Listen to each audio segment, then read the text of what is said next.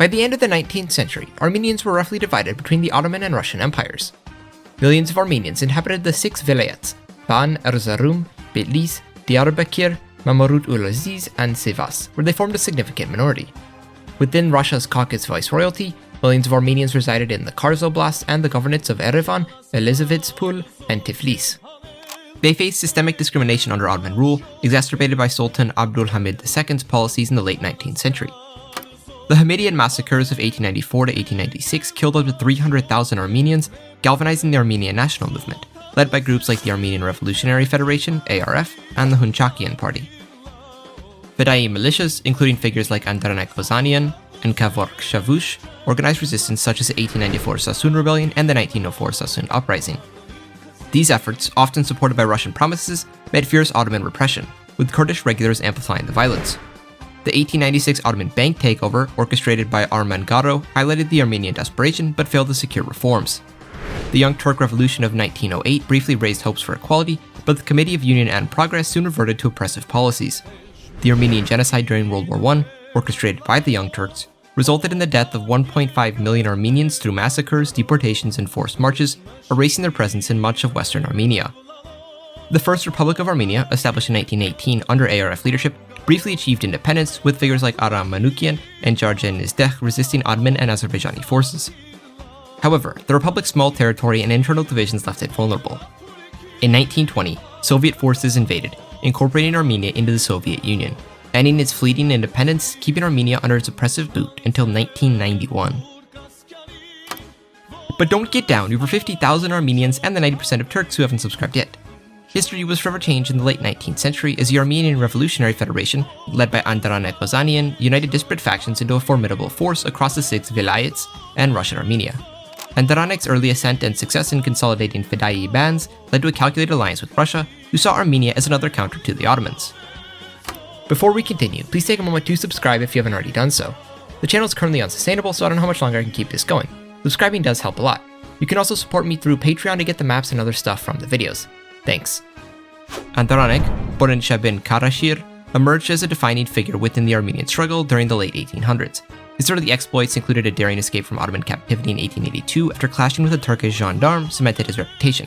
By 1888, at just 23, he had rallied the Fedai under the ARF banner, leveraging victories in Sivas to unify fragmented groups. Unlike the historical timeline, where coordination faltered, Andranik convened clandestine congresses in Tiflis from 1889, joined by luminaries like Kavork Shavush, Aram Manukian, and Jarjan Nizdeh.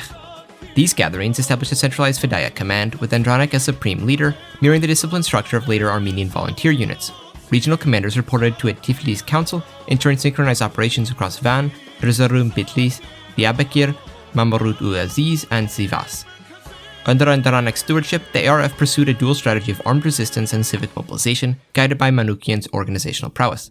Manukian, stationed in Van, established unofficial courts and youth networks, fostering loyalty.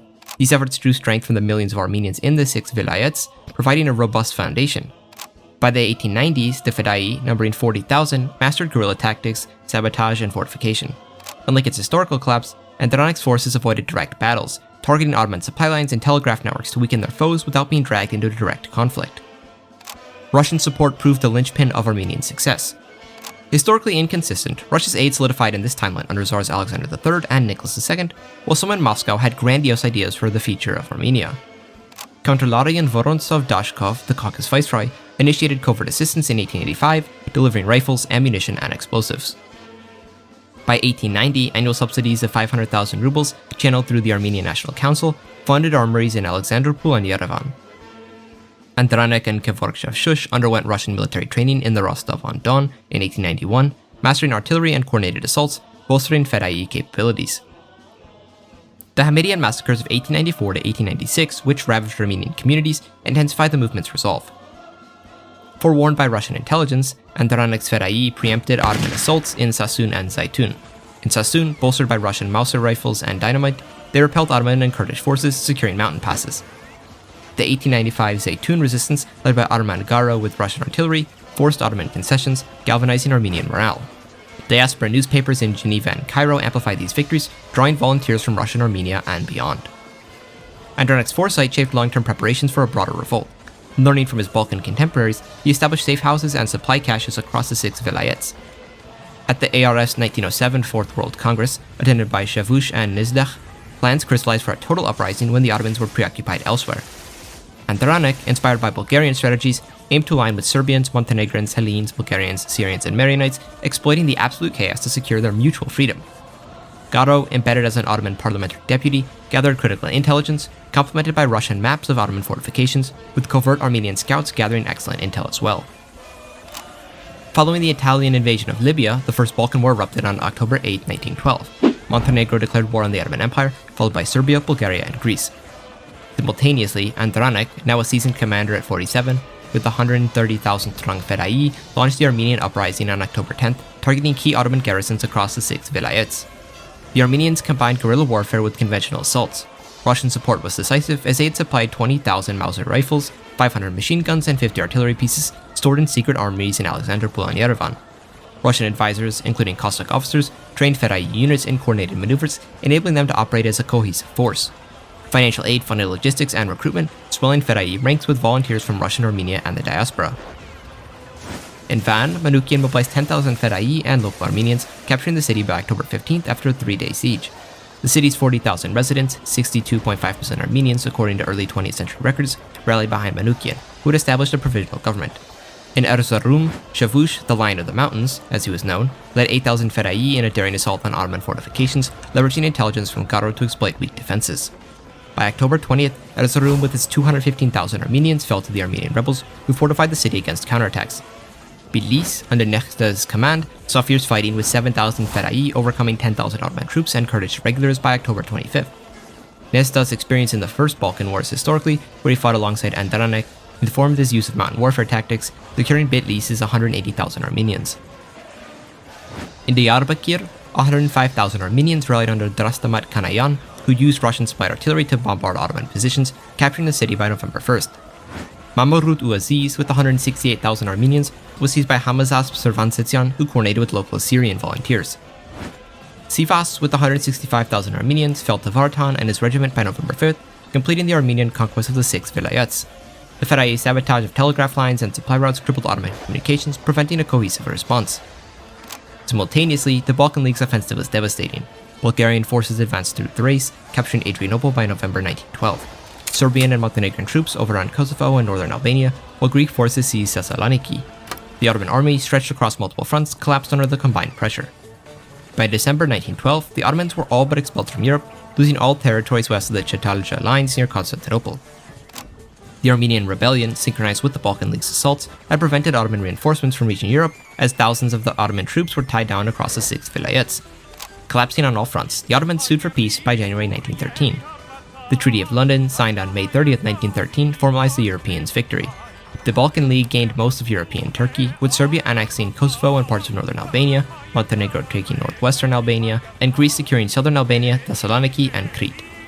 The Armenians, backed by Russia, took over most of the 6 vilayets, encompassing 2.6 million peoples, and Andaranek established a provisional government in Erzurum, with Manoukian as interior minister, tasked with organizing elections and defenses. The treaty imposed harsh terms on the Ottomans, including demilitarization of eastern Anatolia and a joint Franco-Russian committee to ensure protections of the Christian populations within the empire, ending their ability to eliminate or suppress minority populations. The Ottoman Empire, humiliated by their disastrous losses, was totally humiliated. The Young Turks, historically responsible for the Armenian genocide, were discredited, and a faction led by moderate reformers gained power, seeking to stabilize the empire.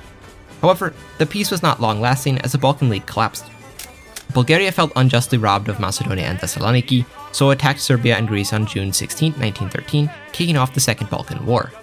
The Ottomans exploited the golden chance to recover lost territories. The Armenians, weary of Ottoman resurgence, remobilized their army, expecting a Turkish invasion, building fortifications, while 10,000 Russian troops from Armenia arrived to help keep peace. The Second Balkan War was brief, as Bulgaria, fighting Serbia, Greece, Romania, and the Ottomans, was quickly outmatched. The Ottomans, under Ahmed Izid Pasha, launched a counteroffensive to reclaim territories lost in the First Balkan War, focusing on eastern Thrace. By August 1913, they took the entire coastline of the Sea of Marmara, but failed to push deeper into the recent Bulgarian gains. Anatolian developments maimed the Turks as the Anatolian Greeks, inspired by the Armenians, whom they shared a deep and ancient kinship with, rose up in Pontus, where they outnumbered the Turks. The Republic of Trebizond was quickly declared, as thousands of highly trained and battle-hardened Armenian volunteers supported their Hellenic brothers. Armenia denied any official policy, but in reality sent supplies and weapons with their men. It quickly became apparent that the fledgling state was too weak to defend itself once the Ottomans regrouped, so rebels voted for a Mayatsum, the union of Pontus to Armenia, as an autonomous province. A few days later, Andronik and the parliament accepted as they needed as many non-Turks as possible to limit the influence of the Islamists. The Treaty of Bucharest, signed on September 10, 1913, and the Treaty of Constantinople, signed on September 29, 1913, ended the war, restoring Ottoman control over the edge of eastern Thrace, as Bulgaria also lost Macedonia to Serbia and western Thrace to Greece. The Balkan Wars were over, but the ARF, now governing the nascent Armenian state, prepared for the next phase, consolidating independence under a Russian monarch, as planned in secret negotiations with Tsar Nicholas II. Many of their contemporaries in the Balkans had monarchs from a foreign power to secure a powerful ally. They could not afford to be any different. George Maximilianovich, the 6th Duke of Leuchtenberg, was crowned King George I of Armenia. The king had lineage from the Romanov and Bukhaney families, so tied Armenia into the Franco-Russian Entente. To further shore up the Russian bond, Aram Manukyan, a native born of the Elizavetspool Governorate, was appointed as the first true Prime Minister of Armenia. The deal with Russia was crucial, as the Russians ceded any Armenian lands, majority or plurality, to the new kingdom. Thus, huge chunks of Kars, Erevan, Elizavetspool, and Tiflis, with their millions of Armenians, returned to their true home. Any Armenians within Russia not in these lands were sent to Armenia to repopulate the recent Anatolian gains to help stabilize their population over the Turks and Kurds. In Erzurum, Manukyan oversaw the drafting of a constitution promulgated on December 1, 1913. Drawing from his organizational triumphs in Van, the document established a parliamentary monarch under George I, limited to diplomatic duties and a veto subject to legislative override. The National Assembly, a unicameral body of 120 elected deputies, wielded legislative power, with elections held shortly after. The Armenian Apostolic Church, a historic pillar of Armenian identity, secured a privileged role, with the Catholicos of Akhmedsen, George V, advising the government and managing relief efforts. Manukyan emerged as the linchpin of the government, his ability to unite factions echoing his wartime leadership. His cabinet reflected ARF dominance, with Andronik as Minister of War, Chavush overseeing internal affairs, and Garo managing foreign relations. The political landscape coalesced around 3 parties, the ARF securing 70 seats, championing nationalist and socialist policies like land reforms, the Hanchakian Party, with 20 seats advocating more social democracy, and the Armenian Party, holding 10 seats, represented urban elites favoring economic liberalization. The remaining groups were comprised of Hellenic, Assyrian, Yazidi, and Laz peoples, underscoring the heterogeneity of Armenia. Turks and Kurds were not granted equal citizenship to the other ethnic groups, prompting many to move back to Ottoman lands. Many unofficial attacks on Muslims forced thousands to flee for their own safety. While horrific, it was similar to the treatment Muslims received from Serbians, Bulgarians, and Greeks after the Balkan Wars, prompting them to leave as well. Andronik restructured the military into the Armenian National Army, comprising 50,000 Fedai and 20,000 Russian-Armenian volunteers. Russian aid, including 30,000 rifles and 100 artillery pieces, fortified the force, which blended guerrilla tactics with conventional warfare, a craft they'd expertly mastered during their struggle for independence. Fortifications along the Ottoman frontier rose with Russian engineering support, but neither themselves nor the Ottomans had strong enough defenses, as the lands made it difficult, so both stationed many troops along the border. Economically, Armenia capitalized on Mahmud ol-Aziz's copper mines and Sivas's agriculture. Manukyan's government nationalized Ottoman railways and secured 10 million rubles in Russian loans, funding schools and hospitals. Land reforms redistributed Kurdish estates to Armenian farmers, strengthening rural loyalty. An independent judiciary, rooted in Manukyan's Van courts, upheld fair trials and non-Muslim minority rights, governing a 3 million strong population, including roughly 2.2 million citizens, with Yerevan as the vibrant capital. Despite the minor recoveries in the Second Balkan War, the Ottoman Empire faced mounting instability as many Turkish national groups covertly formed. The weakened Committee of Union and Progress, who advocated for a centralized Turk-dominated state, faltered amid internal dissent, unable to quell uprisings, enabling the rise of the Freedom and Accord Party, who wanted a decentralized empire.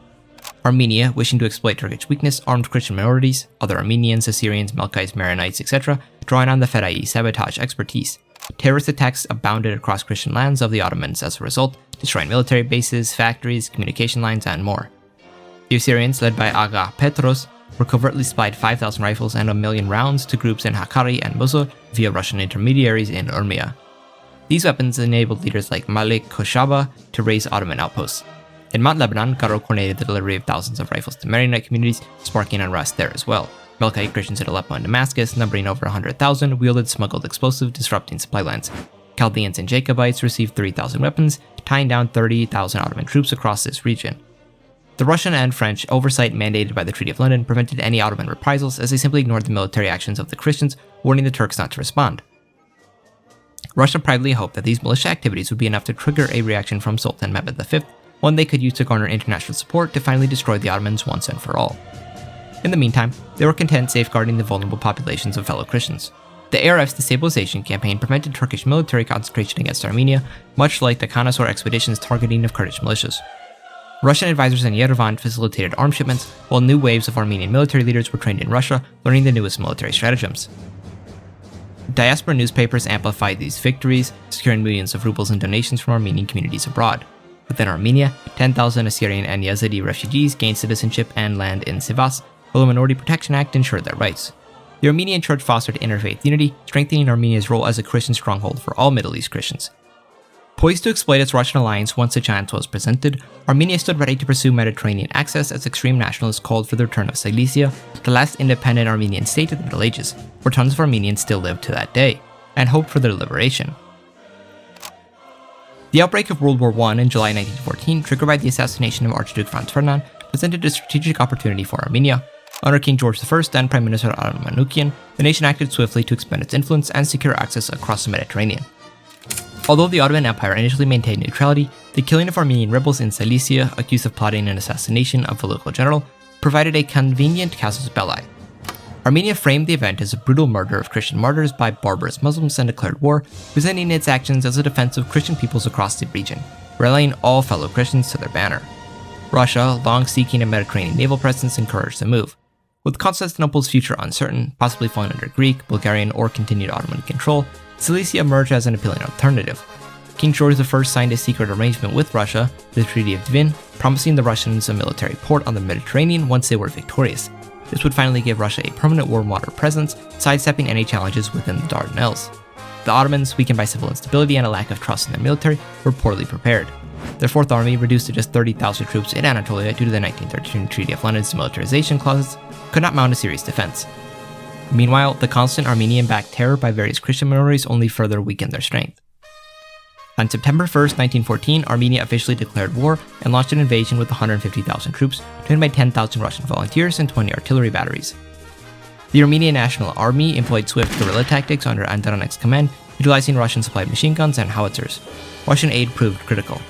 The Black Sea Fleet bombarded Ottoman fortifications, while thousands more Russian volunteers crossed the Caucasus to support the front. Annual Russian subsidies funded supplies, including 50,000 rifles and 1 million rounds of ammunition.